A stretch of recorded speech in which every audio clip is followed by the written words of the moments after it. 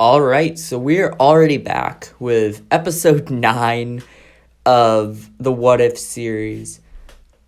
And I gotta say, this episode I think is definitively the longest as of now. The biggest script, which is weird because it's not like a big galactic scale. You'll see, but yeah, I would just like to warn everybody. The ending of this episode is a huge cliffhanger, and it is extremely dark. Which, I mean, it makes sense since I'm uploading this on Halloween, but I really didn't realize how dark it ended up becoming. So, this episode is very long, very exciting. It opens a lot of possibilities, and has a huge cliffhanger, dark ending. So, without further ado, let's get into this. We open on a world that looks eerily similar to Naboo, in a giant happy household, where we see Anakin Skywalker, who does not possess a robotic hand, and is wearing rather simplistic garb, sitting on a couch next to a small boy, who looks like a young Luke Skywalker. We then see Padme walk into the room and smile at the two of them warmly. "You're so cute together. I made tea for when Grandma arrives." Anakin smiles and gets up to give his wife a hug and kiss. "Thank you, dear." The doorbell rings and little Luke runs over to open the door, where we see Shmi Skywalker, wearing rich and regal clothes, and we can clearly see is a free woman. Anakin moves over and gives his mother a hug, but as he does, we can hear whispers that don't seem to be from this room, but rather his mind. "This is nothing but a lie. This world does not exist. It's all a trick. You could have had this should you have chosen the right path. You're a fake." These whispers seem to irritate Anakin a bit, although he ignores them for the most part. "How are you, Mom? It's so good to see you." Shmi smiles warmly. "Well, I just got a promotion to assistant manager at my work, and now I get even more pay." "That's amazing. I'm so happy to hear it," Padme responds, and she gives Shmi a hug as well. Little Luke walks over and Shmi grins with joy. "I've been waiting to see you, little guy." She picks up the young Luke in a warm embrace and spins him around as he laughs. Everything seems perfect in this world. Too perfect. Shmi lets little Luke down, and he raises his hand to pull a glass of water to his hand. The glass struggles, and Luke grows more and more frustrated. Darkness fills the room, and suddenly flashes of a much older Luke wielding a crimson-bladed lightsaber against a masked warrior wielding a similar weapon flash violently. Suddenly, this perfect world begins to fall apart, and the illusion of Anakin is left all alone, surrounded by the darkness and the dead, as he sits and begins to cry in pain and sorrow, regretting everything that he did that day on Mustafar. Suddenly, a loud cackle echoes in his mind as the illusionary image of Darth Sidious appears before him. Anakin gets up as his clothes transform around him back to his Jedi robes from Revenge of the Sith, although when his lightsaber ignites, it does so a crimson blade instead. "Did you actually believe by killing me you could actually have peace, Skywalker? The dark side provides power, but at the cost of pain. Pain is the source of power that we wield. As long as you have power, you will forever be trapped within yourself. You will always be alone. You will always have nothing and nobody, as long as you allow such emotions as love to overtake the strength of greed." "You have nothing left to teach me. Get out of my head," Anakin roars. Sidious laughs as Anakin prepares an offensive stance. "Poor child. I am nothing more than a reminder that you are trapped in this life forever. You are nothing but what I made you into." Anakin lets out a roar and swings at Sidious, who catches the lightsaber blade with his hand and deactivates the weapon, before unleashing currents of force lightning onto the now screaming Anakin. "Love, compassion, hope. This is why you could have never defeated me without your little pet, and now you couldn't even hold on to him. As Sidious continues to torture Anakin, we hear another voice. Lord Vader? We cut to the present world and now outside of Vader's head as he wakes up back into reality. We see that he is in a Bacta tank and his servant Vinay is kneeling before him. My lord, you have an urgent message being transmitted to you from Kashyyyk. Vader nods and uses the Force to telepathically order Vinay away as he removes himself from the Bacta. The parts of his suit begin to float around him, and we see that they are much more advanced and developed than before. Vader uses the Force to attach himself back into his new suit and floats to the ground. His suit looks similar to the one that we know and love. However, we can see that there are many advancements that have been made as well. His limbs now possess a full range of movement, the control box for his suit is no longer on the center of his chest, and his prosthetics are overall far less cumbersome.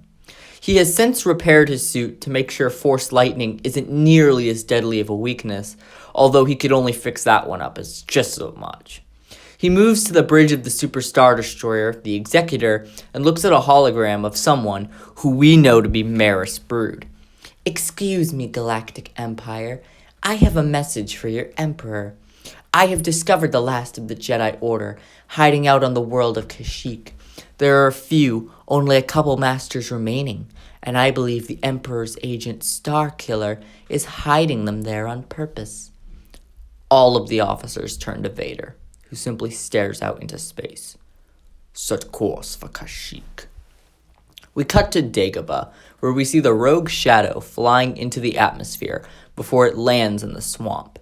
Galen turns to Juno, Eclipse, and Proxy. Try to see if you can get the ship out of the water, and we'll try to find this Yoda person. The three Jedi all step out and begin to search the swamps.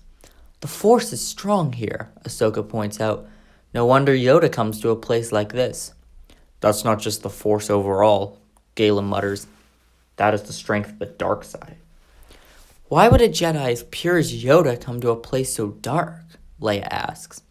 Ahsoka looks to her young apprentice.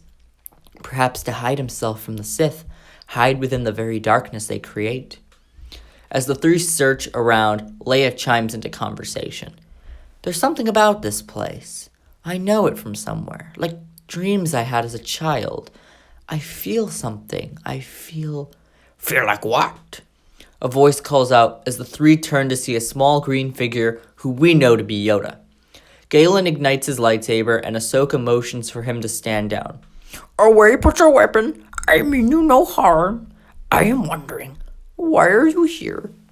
We're looking for a powerful Jedi named Yoda, Galen explains cautiously.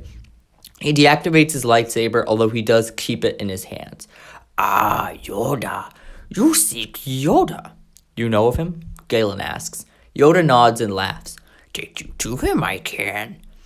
Ahsoka seems to be very confused, since she knows that this is Yoda. However, a signal from the Force from the ancient little green master tells her not to say anything, and she quickly understands what is going on. This is a test for both her apprentice and the former Sith, to see if they are ready to become Jedi. We cut to Nar Shaddaa, where we see Maul, now alone, as he enters a giant building before he makes his way to a large council room.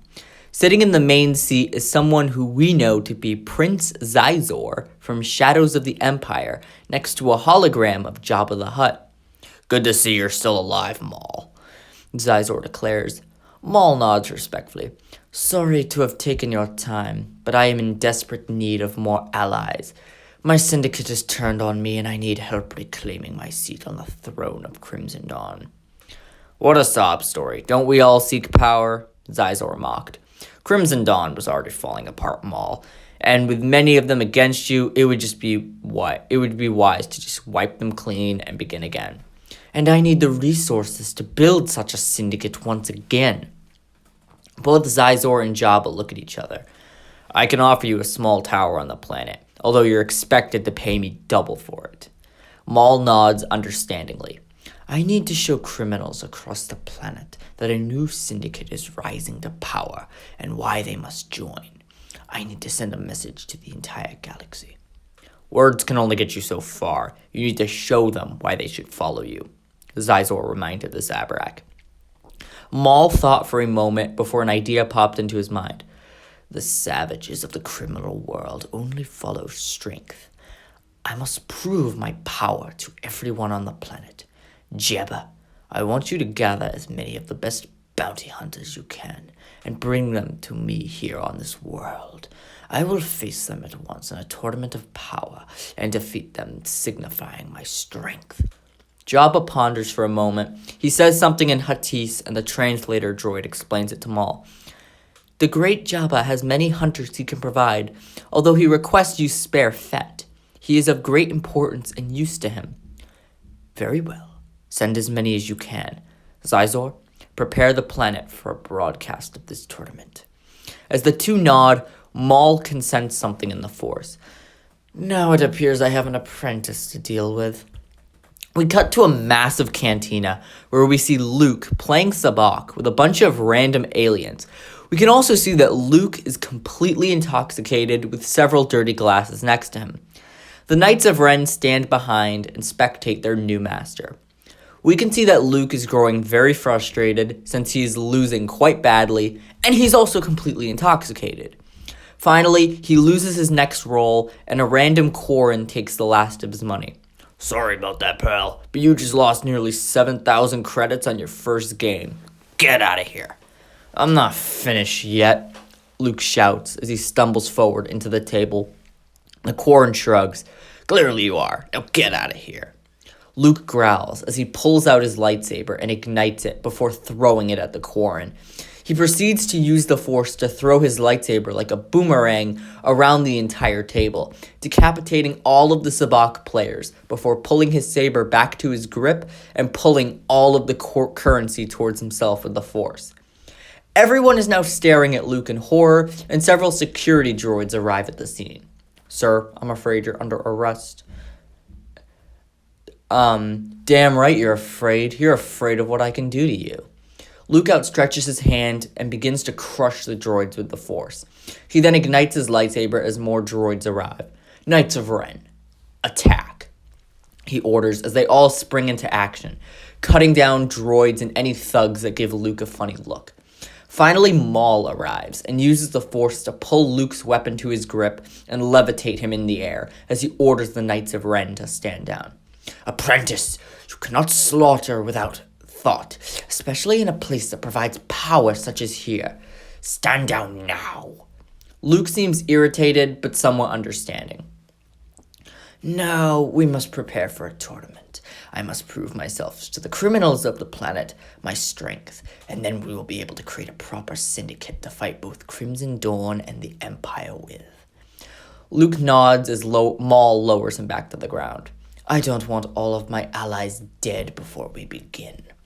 I understand, Master. I got carried away in my rage.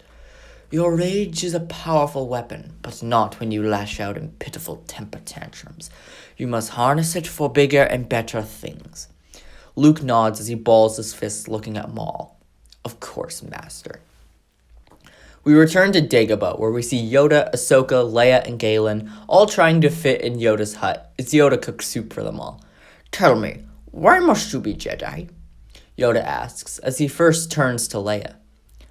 I feel that because I have the power to make change, I have to become a Jedi, to protect those who do not possess such gifts themselves. At least that's what my master taught me. Ahsoka smiles, and Yoda turns to give her a slight nod, so as to not give away his test, but also to applaud her. And you, why must you be Jedi? He turns to Galen. I need to make up for the things I did as a Sith. The Force drew me away from the dark side and away from my master. I have to destroy Vader and end his reign of terror once and for all. Yoda gives somewhat of a troubled look to that. Fighting always, the answer is? You don't just sit around and talk things through when Vader is the subject. You have to fight or die. The same reason why we need to find this Yoda now before the Jedi are in danger more, Galen snaps impatiently. Yoda gives a laugh as he hands Merrick his soup. Patience. Supper time for Jedi too it is. Galen politely but impatiently pushes the soup away. I don't have time for food. We need to find Yoda now. Yoda gives a sigh and places the soup aside as Galen gets to his feet, bumps his head on the roof before leaving the hut, leaving only Leia and Ahsoka with Yoda. Much fear there is in him. Much anger. There's a lot of fear in the galaxy now. People don't know what to do anymore, Leia admits. I guess the reason I want to be a Jedi is to make sure that nobody ever has to be afraid ever again. And how do that, will you? Yoda asks. Leia ponders for a moment. I'll try my best to protect everyone if I can. If the Empire wants to create pain, then I'll try to stop them. Try? Or do stop them, will you? Leia tries to understand the question. I'm not fully sure I understand, sir. I will try my best to do stop the Empire from hurting others. If only try you do. Unsure of your abilities to succeed, you are within, Yoda explains. Leia thinks for a moment before realization comes over her. You're Yoda, aren't you? Yoda finally breaks the act and nods. Your instincts, perceptive they are. A making of a great Jedi you do. Have a testament to you and your master. Leia turns to Ahsoka, who nods. Wait, you knew the whole time? Master Yoda was one of my earliest teachers when I was young. I knew that he was trying to test you both, and I stayed quiet for him, Ahsoka explains. As for the other? He's had a difficult past, Ahsoka explains. Yoda nods and sighs. Bred in nothing but darkness and fear, knows only fighting, no peace. Not the makings of a Jedi. He may have had a difficult path, but I do not believe that he is impossible of becoming one. Yoda sighs. Test them we will.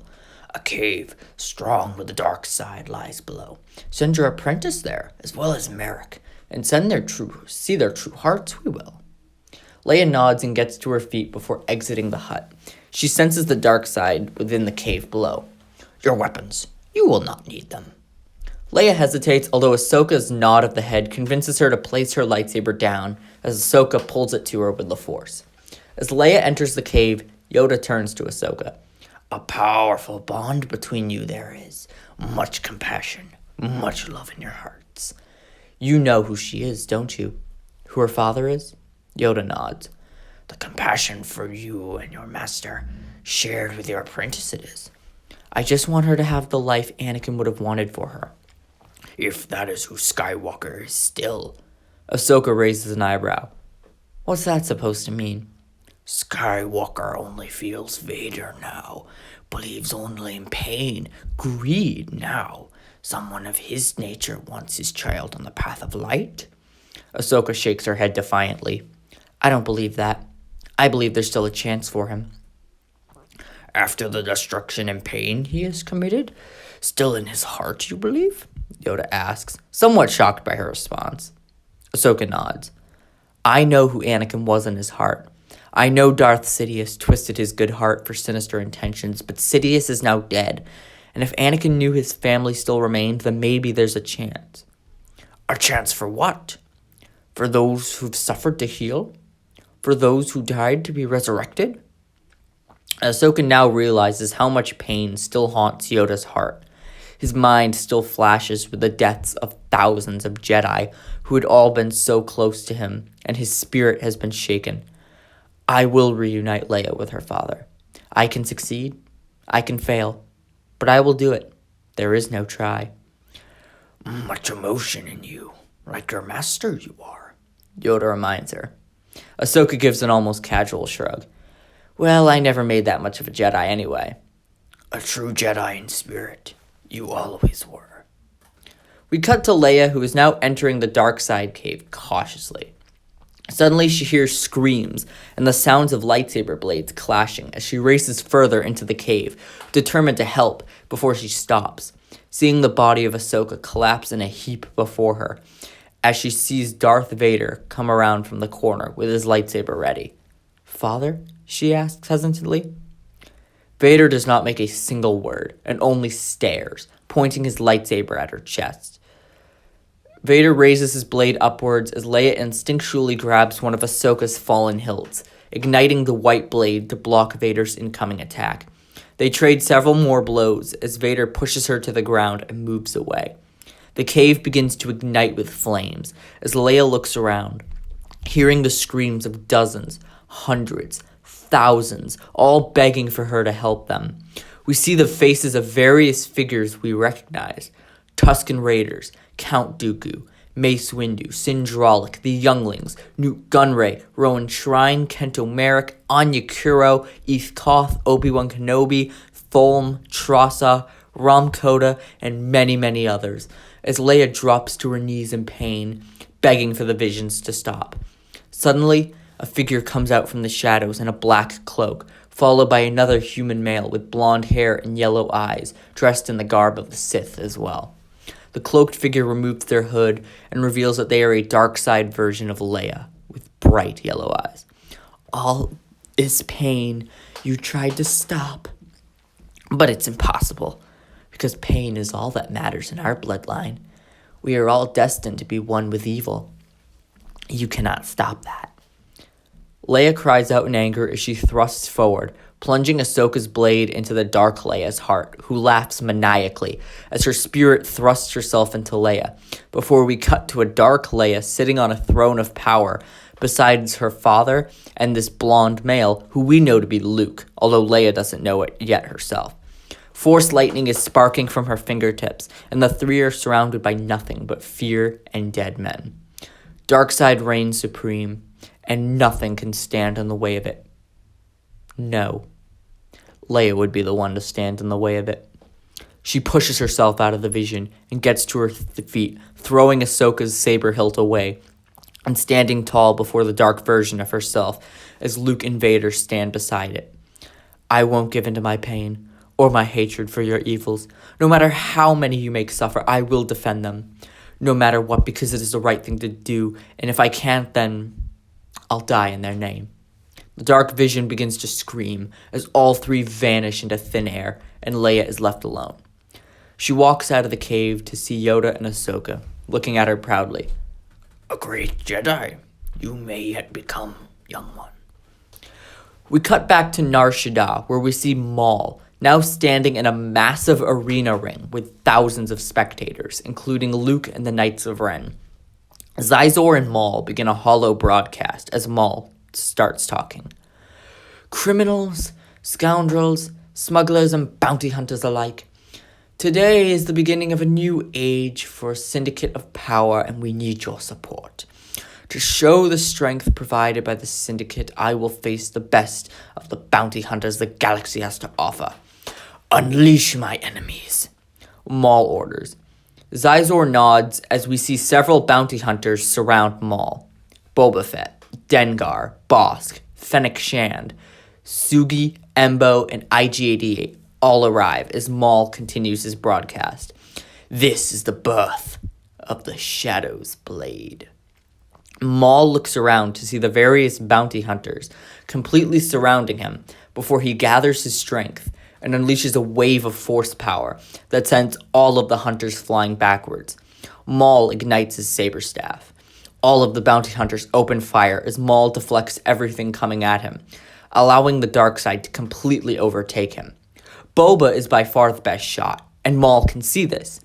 He sees his opening, turning to IG-88 and using the Force to crush his body into a ball before throwing him into the Son of Jango, distracting him for a moment.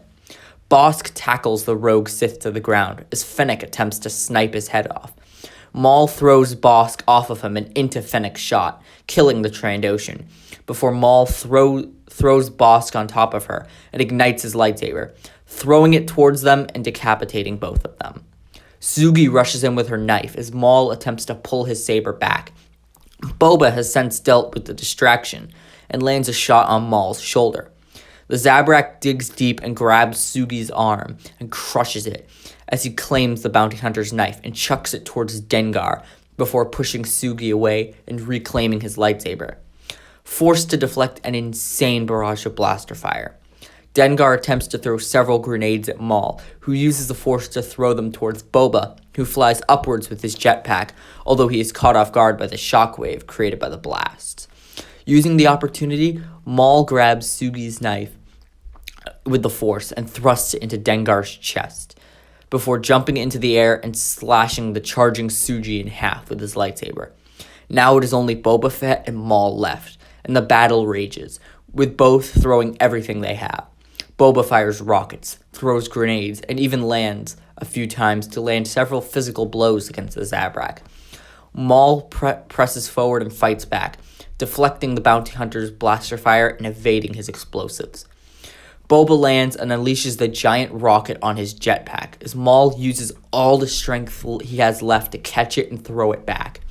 Boba fires into the air, although the shockwave does throw him off enough for Maul to slash his jetpack in half, forcing Boba into a crash landing. The two spin around and aim at each other, ready to keep fighting, although both freeze when they hear the audience applauding and Xizor's orders for them to stand down. "Well done, Lord Maul. You may just have a criminal syndicate in the works." We cut back to Dagobah, where we find Galen Merrick still searching for Yoda, who he still does not believe he has found, when the little green figure who we know to be Yoda shows up behind him. Galen spins around and grabs hold of his lightsaber, although he does not ignite the blade. "Not just anyone can sneak up on me like that." "Who are you really, old man?" "A guide. No more, no less." Galen ponders for a moment before the realization hits him. "You're Yoda, aren't you?" Yoda nods. "Well, we came in search of you, for your help in rebuilding the Jedi Order, as much of it as we can." Yoda sighs and shakes his head somberly. "Help rebuild the corruption of old? No. Help you discover yourself. Help create the Jedi of new. Help you I can. I don't need to become a Jedi. I just need Vader and the Sith dead. Fighting with aggression, anger, and hatred. How to fight in the name of good, is it?" Galen shakes his head, irritated. "You expect me to show compassion to someone as evil as Vader? If attack him only in vengeance, hatred, and rage, be no better than him, will you?" Yoda tries to reason. Galen shakes his head. "We already chose. We're going to fight." Yoda sighs, knowing that he can't fully turn Merrick into a Jedi. "Return to your Jedi on Kashyyyk. Find Malachor." We cut to later as the rogue shadow flying through hyperspace, and it has since been repaired and it's heading towards Kashyyyk. Yoda said to find Malachor, Galen explains. Leia looks rather confused. Who's Malachor exactly? Malachor isn't a person, it's a place, Ahsoka explains to her apprentice. The ship exits hyperspace as a wave of the dark side hits all three of them. To their horror, they see Imperial Star Destroyers over the planet, and flames burning the forests can be seen from space. Bring us down there, Galen orders, although everyone tries to argue. As soon as they are in the atmosphere, Galen jumps out of the ship and lands back at the village. He lands on the ground and looks around in absolute horror. Thulm, Trassa, Ramkota, all dead, surrounded by the corpses of all the stormtroopers and purge troopers they fought off. Merrick looks around and finds Quinlan Voss, sobbing in tears of sorrow and rage as he holds the lifeless bodies of his wife and son in his arms. Voss, who did this? Galen asks, rage and fear building in his voice. The area is soon filled with the sound of heavy breathing that Galen knows all too well. He turns to see Darth Vader, with Maris Brood standing beside him. Master and apprentice stare each other down, ready to finish this, once and for all. And that is where this part ends. Alright, so that was a pretty dark ending. Yeah, so... in terms of commentary, just so everybody, just to be clear, Sidious is not alive. That was just an illusion in Vader's head. That whole opening scene was just an illusion in Vader's head. Of course, until Vinay woke him up and he kind of rebuilt the suit. But the whole Naboo family thing, all the way until Sidious, was an illusion. And Vader was seeing Luke's battle with Ren. Just for clarification. I know that was kind of a trippy scene. It was kind of meant to be trippy, but it was. But yeah, just for context. Don't trust Maris Brood, obviously. We can now see that. And I had a lot of fun getting to write Maul fighting all the bounty hunters. That was a very entertaining scene. And as you can see from the last 2 narrative fights, we're going to get some pretty intense narrative lightsaber battles going down pretty soon. I mean, Starkiller versus Vader's already about to go down. And I don't know if I want to spoil too many more. But I will say this. Vader is not Galen Merrick's final boss. There is one other character that has been teased, who Galen is going to have to fight later down the line, which I am super excited for that fight. But, yeah, happy Halloween, and see you guys next time. Peace.